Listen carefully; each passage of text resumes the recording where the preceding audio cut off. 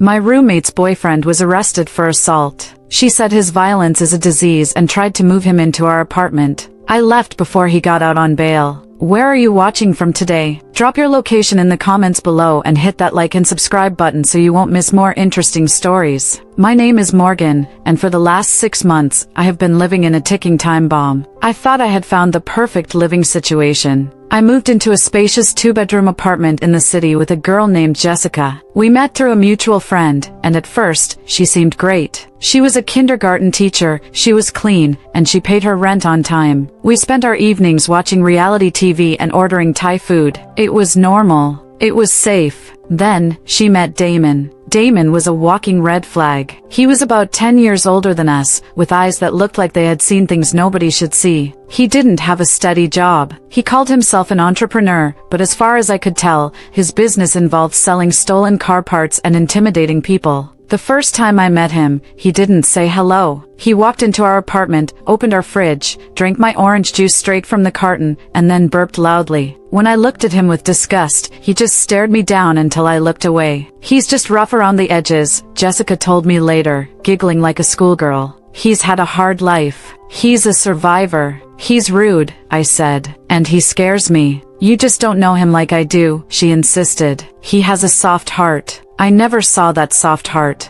I only saw the rage. Damon had a temper that could go from 0 to 100 in a split second. If he lost a video game, he would smash the controller. If the pizza delivery guy was late, he would scream at him until the poor kid was shaking. I started hiding in my room whenever he came over. I put a lock on my door. I stopped buying nice food because he would eat it all. I told Jessica I wasn't comfortable with him being there so often, but she dismissed me. It's his apartment too, she said. No, it's not, I reminded her. His name isn't on the lease. Mine is. And yours is. Well, he's my guest, she snapped. And you need to be more welcoming. The situation escalated 2 weeks ago. We were at a local bar for Jessica's birthday. I didn't want to go, but she begged me. Damon was there, of course. He was drinking whiskey like it was water. A guy bumped into Damon by accident. It was a crowded bar. It happens. The guy apologized immediately. Sorry, man, my bad. Damon didn't accept the apology. He grabbed the guy by the throat. You think you can touch me? Damon screamed. Before anyone could react, Damon smashed a beer bottle over the guy's head. It was brutal. The sound of the glass breaking and the guy screaming will stay with me forever. Then, while the guy was on the floor bleeding, Damon started kicking him in the ribs. The bouncers tackled Damon. The police came. They handcuffed him and dragged him out. He was screaming threats the whole time. The guy he attacked was taken away in an ambulance. He had a concussion and a broken jaw. I was horrified.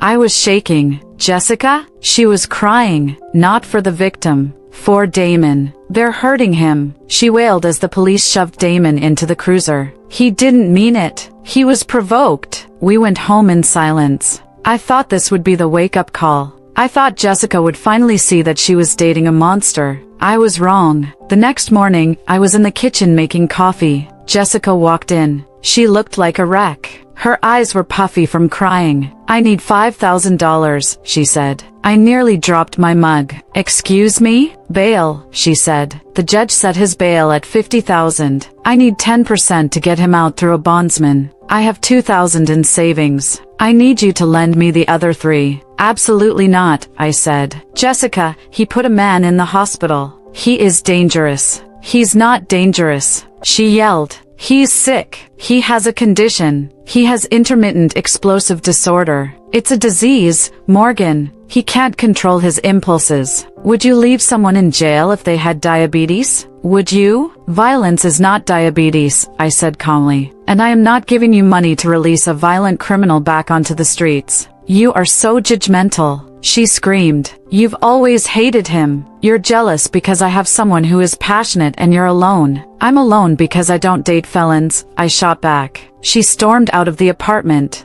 I thought that was the end of it. I figured she wouldn't be able to get the money, and Damon would stay in jail where he belonged. 2 days passed. The apartment was peaceful. I started to relax. Then, I came home from work on Wednesday and saw Jessica sitting at the dining table. She had a stack of papers in front of her. She was smiling. A creepy, manic smile. Good news, she chirped. I got the money. How? I asked, suspicious. I took a loan, she said. A payday loan. The interest rate is high, but it doesn't matter. Damon is going to pay it back once he gets his business going again. Great, I said, heading to my room. Well, good luck with that. Wait, she said. We need to talk about the living arrangements. I stopped. What living arrangements? The bail conditions, she said. Since Damon doesn't have a fixed address, you know, because his landlord evicted him last month, the judge needs an address for his house arrest. He has to wear an ankle monitor. My blood ran cold. No, I said. I already gave them this address, she said casually. He's being released on Friday. He's going to stay here. He is absolutely not staying here, I said, my voice rising. Jessica, he is violent. I am a young woman. I am not living with a man who smashes bottles over people's heads. I don't feel safe. He won't hurt you, she said dismissively. He only gets mad at men who disrespect him. Besides, he'll be on a monitor. If he leaves the apartment, the cops come. It's actually safer than having him roam around. I don't care, I said. Read the lease.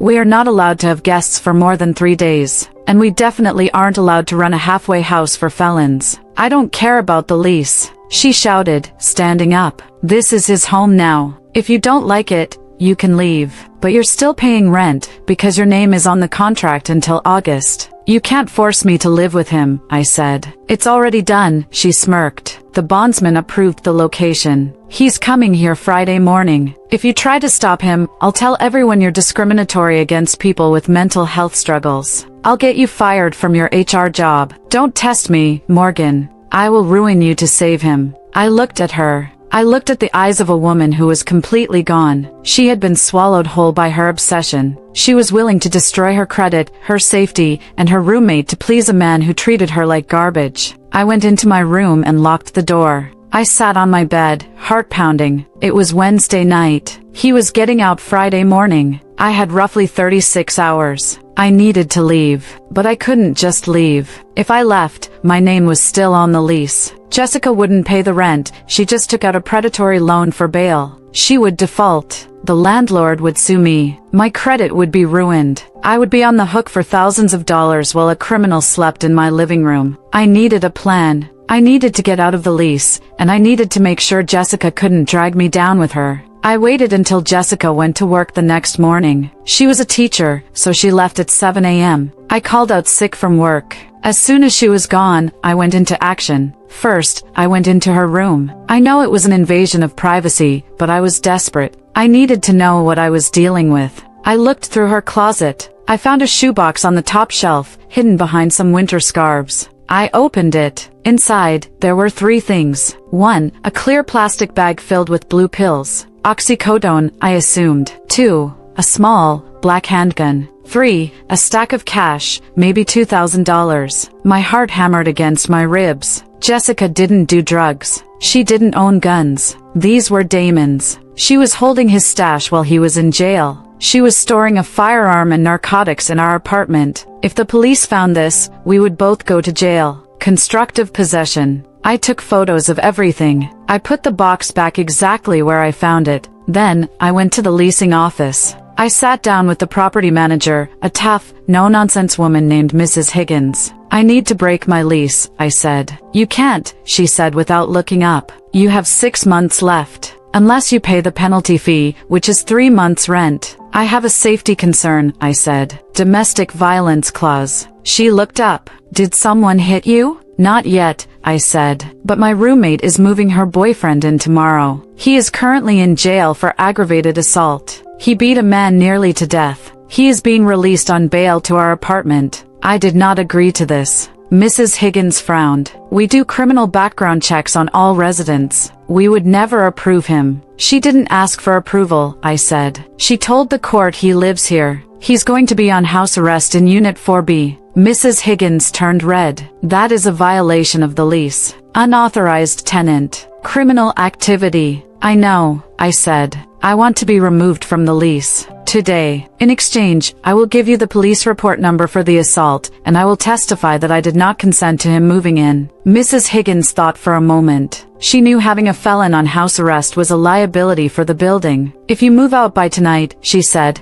I will take your name off the lease effective immediately, but I can't evict her instantly. The eviction process for her will take weeks, maybe months. That's fine, I said, as long as I am legally clear. She typed up a document. Mutual lease termination for Morgan, last name. I signed it. I was free, but simply being free wasn't enough. Jessica had threatened to ruin my career. She had threatened to stick me with the rent. She was bringing a gun into my home. I went back to the apartment. I started packing. I packed everything I owned. My clothes, my dishes, my furniture. I called a moving company for an emergency pickup. They arrived at noon. By 3 p.m., my room was empty. The living room was half empty. I took the TV, which was mine. I didn't leave a note, but I wasn't done. I sat in my car, parked down the street, and waited. I picked up my phone. I dialed the non-emergency police line. I would like to report illegal narcotics and an unregistered firearm, I said. I gave them the address. I told them exactly where the shoebox was. I told them that the resident, Jessica, was holding it for a known felon. Are you the resident? The dispatcher asked. I used to be, I said. I moved out today. I didn't wait for the cops to show up. I drove to a hotel. I checked in. I took a long, hot shower. Friday morning arrived. This was the day Damon was getting out. I wasn't there, but I know exactly what happened because Mrs. Higgins called me later to thank me. Here is how it went down. Damon was released from jail at 9 a.m. Jessica picked him up. They drove to the apartment, all smiles, thinking they had one. Thinking I would be cowering in my room, forced to pay half the rent while they played house. They walked into the apartment. Surprise number one, the apartment was half empty. My room was bare. The TV was gone. Surprise number two, the locks had been changed. Wait, let me back up. Mrs. Higgins didn't just let me leave. After I told her about the gun, I called her right after I called the police. She initiated an emergency eviction for health and safety danger. In our state, if there are drugs or weapons involved, the landlord can lock you out much faster. But she didn't lock them out. She let them in. Why? Because the police were waiting inside. When Jessica unlocked the door, Mrs. Higgins hadn't changed the key yet. She wanted them to enter. She and Damon walked right into a raid. The police had executed a search warrant based on my tip. They had already found the shoebox. They found the pills. They found the gun. When Damon walked in, the police were standing in the living room holding the evidence. Is this yours? An officer asked, holding the gun bag. Damon, being the survivor he is, immediately threw Jessica under the bus. I've been in jail, Damon shouted. That's not mine. That's hers. She's the one living here. Jessica started screaming. No! I was holding it for him. He told me to keep it safe. Admitting to possession, the officer said. But here is the kicker, the twisted part that makes me smile when I try to sleep at night. Damon's bail conditions were specific. He had to reside at that address. He had to stay out of trouble. He had to have no weapons. By walking into an apartment where a gun was found, he violated his bail conditions immediately. Even if he blamed her, he was in the presence of a firearm. But more importantly, since I had moved out and Mrs. Higgins had terminated the lease for Jessica due to the drugs, the apartment was no longer a valid residence. Damon had nowhere to go for his house arrest. The bondsman was called. He revoked the bond immediately because the collateral, Jessica's residence and job stability, was now gone. Damon was handcuffed right there in the living room. He screamed at Jessica. He called her useless.